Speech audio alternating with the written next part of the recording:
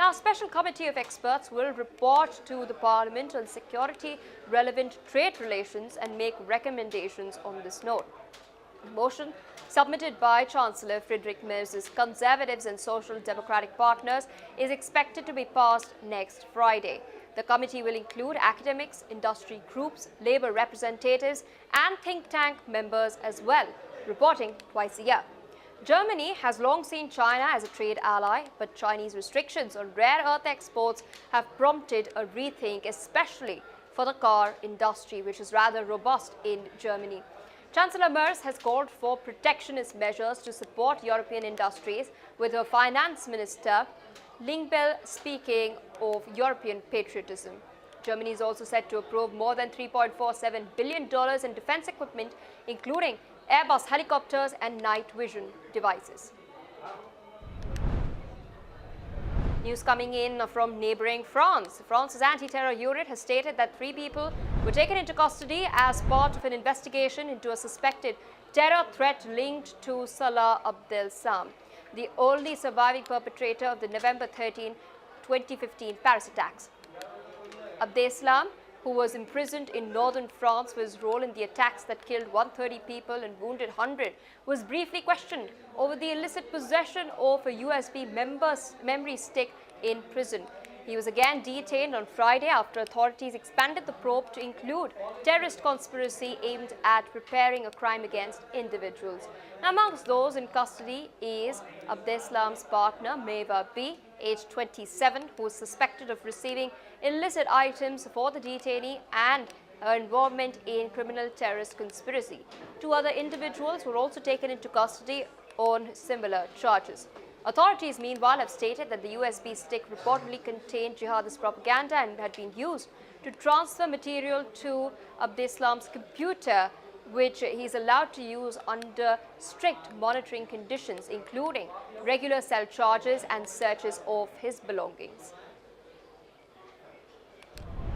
Shifting focus away from Europe towards what's happening in Latin America, Peru's government has stated that it will not grant safe passage to former Prime Minister Betsy Chavez, who was granted asylum by Mexico, effectively blocking her departure from the country.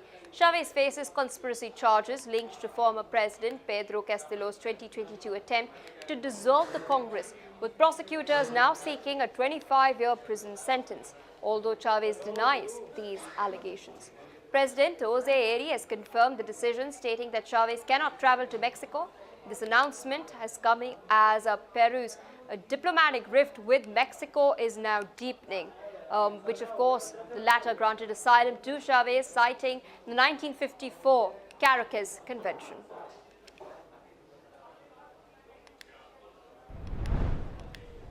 More news coming in. A growing trend of voter abstention has emerged amongst Generation Z, frustrated by what they perceive as a political system dominated by the same faces. Now, despite calls for reform and change, many young Iraqis feel disconnected from the election process, seeing little difference in leadership from past administrations. Now, the country continues to grapple with issues like corruption, economic instability, and weak governance, which have left many youth disillusioned. For Gen Z voters, the promises of political change ring hollow when familiar figures continue to hold power. Now, this increasing disengagement from elections could in fact signal a shift in Iraq's political landscape, where younger voters are now increasingly questioning the efficacy of the existing political system and whether their participation can truly lead to meaningful change. More news coming in, this time from Iran. The Iranian Energy Minister Abbas Ali-Abadi has stated that Iran is planning to cut water in Tehran on some nights when people are using less water in order to limit the consumption, as the country faces one of its worst droughts in decades. Rainfall in the capital has this year been at its lowest level in a century and a half of Iran's provinces, and several have not seen a drop of rainfall in months. Now, to save water, the Iranian government is planning water cuts in Tehran, and several local news outlets have already reported that pipes are running dry overnight in some areas.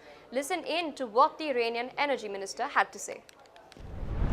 تو ممکنه که مجبور بشیم بعضی از شب‌ها که مردم عزیزمون در واقع آرامش هستن، تو اون شب‌ها که کمتر آب مصرف میکنن، در واقع فشار آب را تا حد صفر پایین بیاریم و این خب کمک میکنه به اینکه در واقع ما هدر رفت آب نداشته باشیم. اما ممکنه برای مردم عزیزمون زحمت ایجاد بکنه. من تقاضا میکنم که نسبت به نصب ذخیره.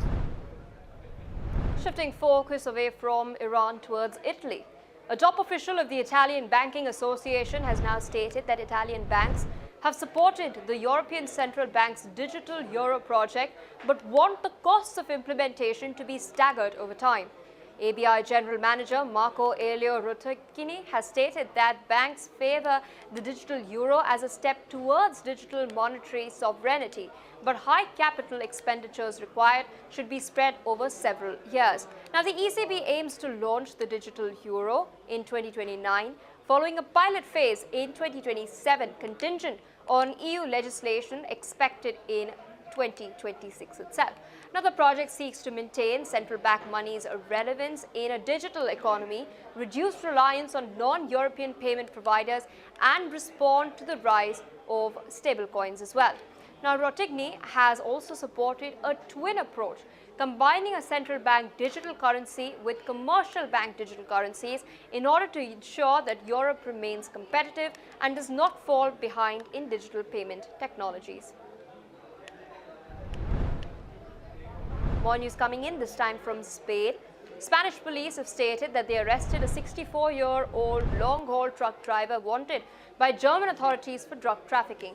The man allegedly used his job to transport more than 250 kilograms of marijuana and hashish worth over 500,000 euros from Spain to Germany.